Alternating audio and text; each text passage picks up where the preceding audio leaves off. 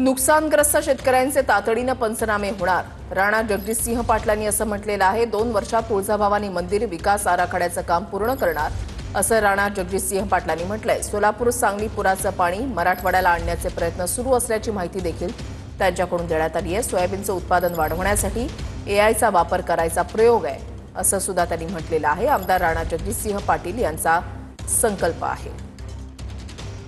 2 दिवसाचा दौरा केलाय धाराशिव, पाहणी केली आहे.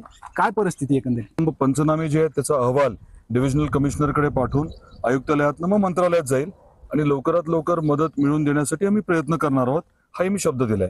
तुळजाभवानीचा विकास आराखडा जे आहे त्याला आत्ताच मान्यता भेटली आणि या वर्षामध्ये आर्थिक वर्षामध्ये काम सुरू होते अशी माहिती मिळते. काय सांगाल? साधारण 2 वर्षाचा पिरियड आपण ही सगळी कामं करण्यासाठी ठरवतोय.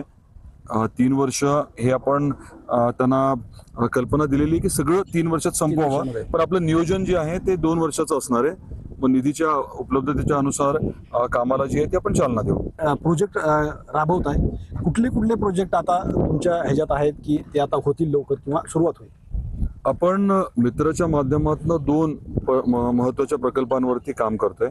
एक आपल्याला कल्पना आहे की कोल्हापूर सांगलीचं जे पुराचं पाणी आहे ते पाणी जे आहे ते मराठवाड्याला आणण्याचं नियोजन आहे. मराठवाड्याला आणत असताना पश्चिम महाराष्ट्रातले काही दुष्काळी भाग आहे तिथे देखील पाणी देण्याचं नियोजन आहे. श्रीराम क्षीरसागर, TV9 मराठी, धाराशिव, तुळजापूर.